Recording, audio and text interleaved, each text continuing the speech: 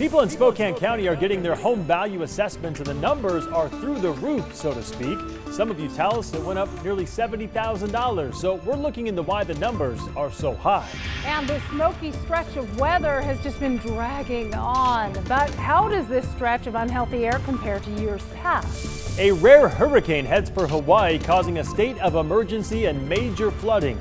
Crews from all over now on their way to the islands to help out, including help from right here in the inland Northwest.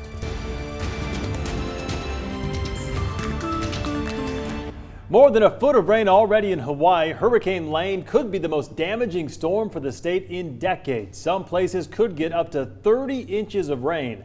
The governor there says people should be stocked up with at least 2 weeks worth of food, water, medicine in case of an emergency. Good evening and thank you for joining us. I'm Mark Hanrahan. Hi everyone, I'm Jane McCarthy. President Trump did declare a state of emergency for Hawaii and ordered federal assistance to help out with emergency response. So Tom is here. He's tracking this storm, and it looks like the concern isn't so much the winds as the rainfall. Yeah, that's exactly because it's such a slow mover. Take a look at this. It's only moving at about 7 miles per hour. So we'll go over here on the big wall to show you this. Northwesterly winds at 7 miles per hour. Right now, still a Category 4 hurricane. This is where it's located right now. Still about, I think, 230 miles off the coast of the Hawaiian Islands. But again, moving slow. Northwest at 7 miles per hour. So the computer modeling right now has one of the most populated island of the Hawaiian chain, where Honolulu is located, in the path of possible landfall.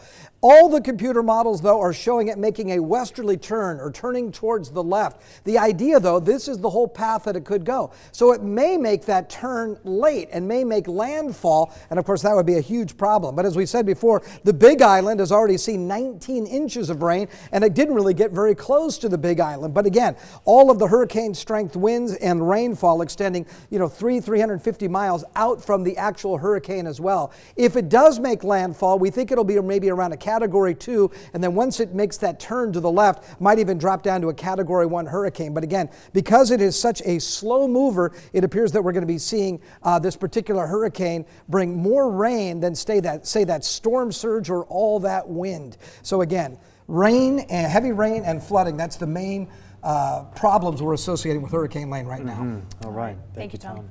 Well, you don't hear about a hurricane hitting Hawaii very often, and that's because it is actually really rare. Yeah, the last hurricane to make landfall was back in 1992, and before that, 1959, before Hawaii was even a state. Those are the only hurricanes ever recorded to make landfall there. So this is not something people in Hawaii are used to. People have spent the last few days loading up on plywood to board up their windows.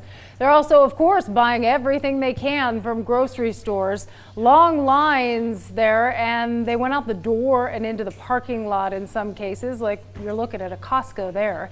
Usually when a hurricane hits Florida or Texas, people can drive hundreds of miles to safety. But these people are pretty much stranded on the islands, especially because many flights to and from are canceled now. And more than 24 crews from here in the inland Northwest are going to Hawaii to help the Northwest as a whole, I should say. That includes a firefighter and his canine companion from Coeur d'Alene. Scott Robinson and his dog Duke are trained to search for survivors during natural disasters. KREM 2's Taylor Bido spoke with the Coeur d'Alene Fire Department about Robinson's journey and his training. Taylor? Well, guys, that Coeur d'Alene firefighter is en route as we speak, and it appears that he's the only first responder from the inland Northwest heading to Hawaii, and that's because he and his canine partner, they make a good team. Here's a photo of Scott Robinson and Duke. The two have been a duo at the Coeur d'Alene Fire Department for the last 5 years, and today they're being sent to an area of great need. This is them in western Washington, getting ready to travel to Hawaii ahead of Hurricane Lane. Yeah, Scott's done a tremendous job with Duke. We spoke with the fire captain who heads Robinson's team in Coeur d'Alene. He tells us that Duke is a trained disaster dog. Duke and Robinson have spent dozens and dozens of hours training on rubble piles like these. This yellow lab's nose is trained to sniff out survivors in the event of natural disasters. It's a team effort. Everybody on the team has their part in training them. Coeur d'Alene Fire's Canine Team is part of a greater federal urban search and rescue program, and that's why Duke and Robinson got called upon to help out. They're now representing the inland Northwest as all eyes are on Hawaii. I am just immensely proud of, the work that we've all done. I'm proud that we are able to, be part of such a, great organization. I did briefly speak with Robinson today. We've been playing phone tag, and it's understandable because he's certainly a busy guy at the moment. In the newsroom, Taylor Vito, KREM 2 News. So the big concern about the storm again is that heavy rain and flooding. That includes the area where the Kilauea volcano has been erupting, causing major damage on the island. That volcano has settled in recent weeks, fortunately. There was some concern about the hurricane impacting the volcano and making it erupt again. But a bit of good news here. The USGS says that should not happen, especially since that area is not getting a direct hit from the storm itself, the wind. At least a piece of good news right there. All right, closer to home, our main weather concern for the past few weeks has been all that smoke in Coeur d'Alene and Spokane, the air now considered unhealthy. There are many places around the Northwest that finally had some good air quality today, though. That's the first time in a while. Tom joins us once again to let us know if our air will improve over the weekend. Hi, Tom. Well, that was the general thinking, that we'd get improving air this weekend, and we're still holding out hope for that. But we have so many fires burning all around us now that it seems like from whatever way the wind is blowing, we've got a good chance of blowing in, smoke from fires that are occurring down in Northern California, Western Washington, as well as into British Columbia and Montana. Looks like maybe southeast would be our best direction for the wind to be blowing from. I'll have a look at your 10-day forecast. We'll also head out on the patio. We're grilling up ribs tonight. We'll talk more about that in a few minutes. Thank you, Tom. For the past 10 days, the air quality has been rough, really rough. We wanted to know, are we breaking any records with all this smoke this year? KREM 2 Shayna Waldhauer did some digging to find out how this year compares to recent years. It's been really smoky, and a lot of you have been commenting on the number of smoky days we've had this year. So we wanted to answer a question. Is this the longest stretch of smoky days Spokane has seen recently?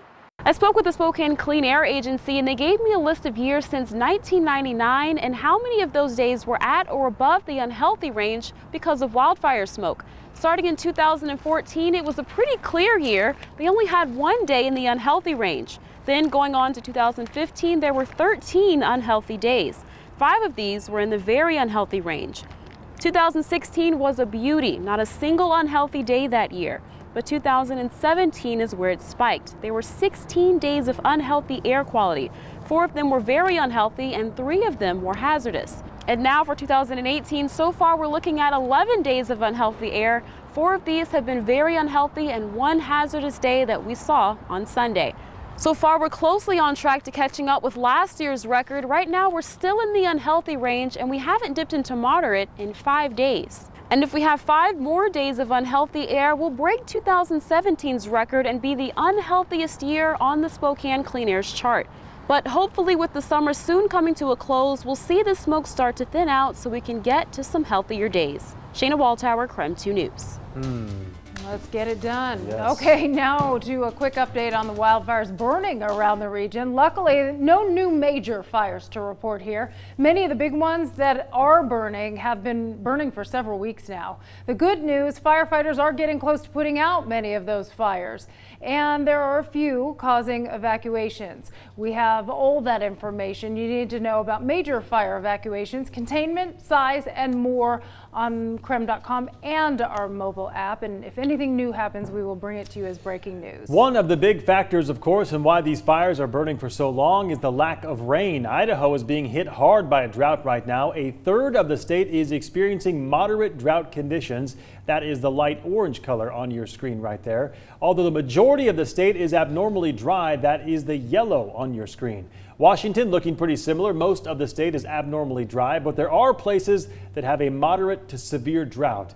The worse the drought, of course, the worse our fires.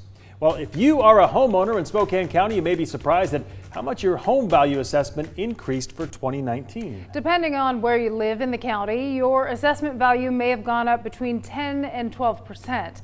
We asked homeowners to share how much your assessed value went up.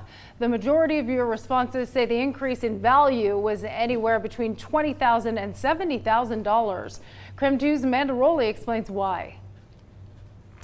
Right. Explaining the formula used by Spokane County assessors can get a bit confusing. So to put it simply, Spokane's housing market is sizzling, and that's what's driving up your home values. We received quite a few Facebook comments from you about how much your home value increased for 2019. So I took 2 of them to Spokane County assessors to find out why the huge increase. Dalton lives in the Audubon Park area. In 2018, his home was valued at more than $174,000, but it went up by more than $17,000 for next year. Tracy lives on the South Hill, and her home was valued at more than $190,000 in 2018.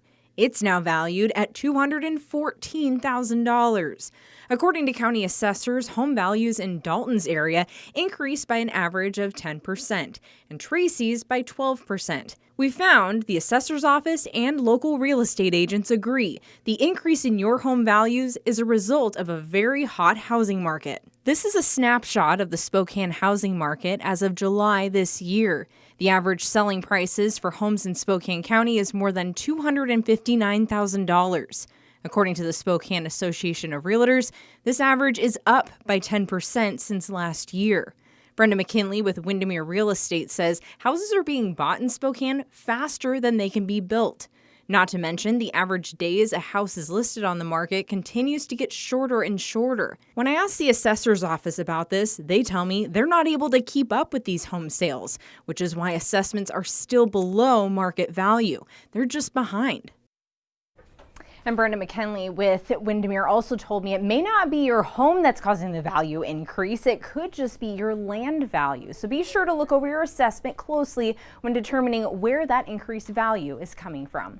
In the newsroom, Amanda Rowley, KREM 2 News. Amanda, thank you very much. I guess good news if you're trying to sell your house, not so good news if you're trying to buy a house in Spokane. Exactly. Right? That's kind of how it goes, right? Well, one of the president's high-profile staff members is coming to Spokane. She's showing support for one of Washington's congressional candidates. More on that coming up next.